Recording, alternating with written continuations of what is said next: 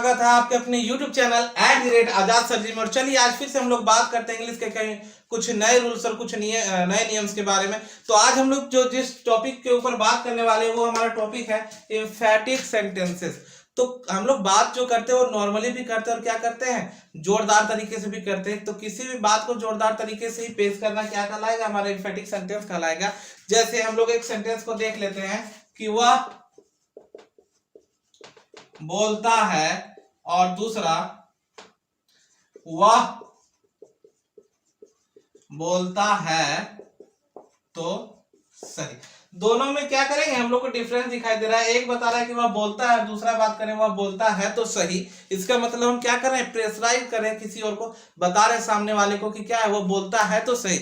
और ऐसे सेंटेंस को ही हम लोगों को बनाना है एम्फैटिक सेंटेंस में। और इसका उपयोग बनाने के लिए हम लोग क्या करेंगे, डू, डज और डिड का उपयोग करेंगे। तो चलिए देखते हैं सबसे पहले इसके स्ट्रक्चर को। तो ये हमारा जो स्ट्रक्चर हो जाएगा वो होगा सब्जेक्ट प्लस डू या डज प्लस V1। और इसका हिंदी हो जाएगा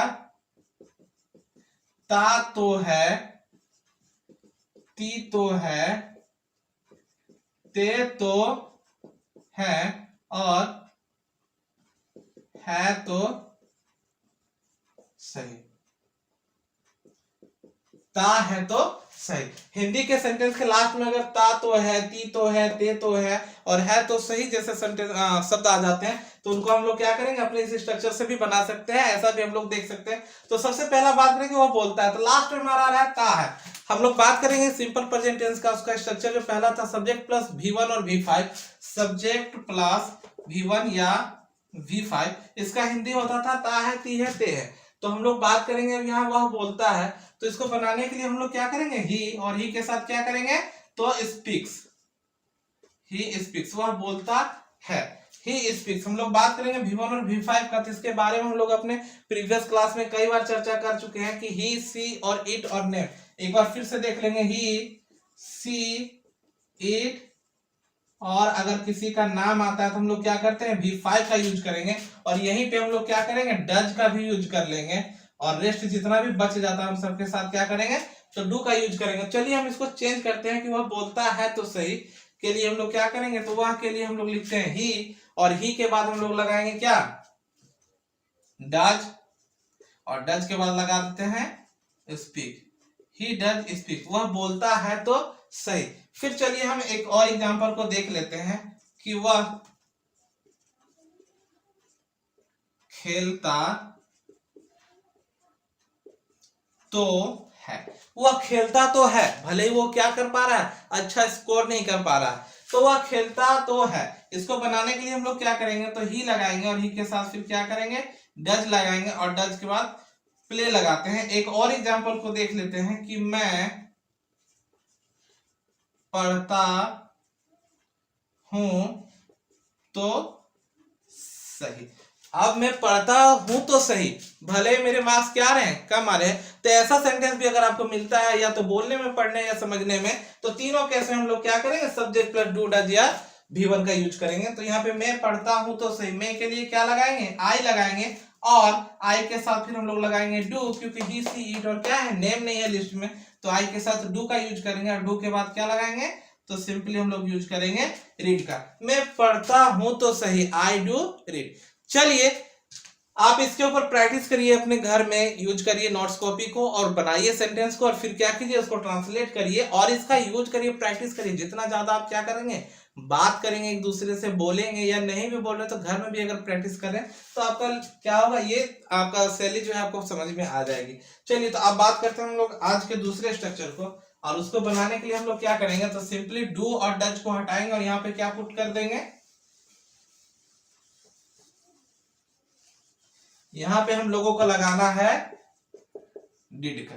यहां पे हम लोग लगाएंगे डिड का, subject plus did plus V1, subject plus did plus V1। और इसका हिंदी हो जाएगा, क्योंकि ये देखने से ही पास्ट आपको दिखाई दे रहा है, तो पास्ट के लिए हम लोग क्या लगाएंगे, पहला तो हो जाएगा था तो सही, या फिर थी तो सही, या फिर थे तो सही, या फिर लगाएंगे ता तो था, ती थी, ती तो फिर थी। और ऐसे सेंटेंस को देखेंगे कि जो लास्ट में ऐसा यूज आ रहा है, फिर जनरली हम लोग देखेंगे जब हम लोगों को क्या करना है, जोरदार तरीके से किसी भी बात को रखना है अपना, तो हम लोग इसका यूज कर लेंगे, इम्फेटिक का यूज कर लेंगे। का एग्जांपल हम लोग देख लेते हैं कि था तो सही, थी तो सही, थे तो सही, तो ता तो था और ती तो थी। ऐसे शब्द को हम लोग बना करके क्या करते हैं, सेंटेंस को देखते हैं कि जैसे हम लोग बात कर लें कि वह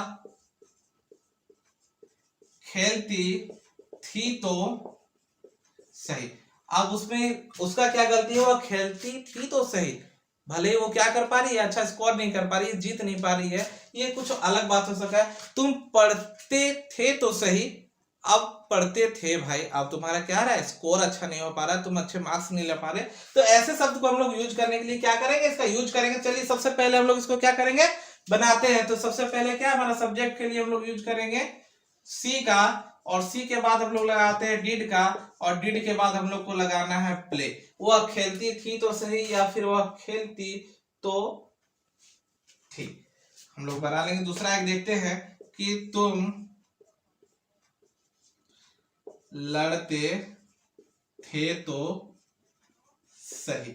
और इसको बनाने के लिए हम लोग क्या करेंगे, तो तुम के बाद यू का यूज करेंगे, यू के बाद डिड लगाएंगे, और डिड के बाद लगाएंगे फाइट का। सिंपली फिर बोलेंगे कि वह बोलती थी तो सही, तो वह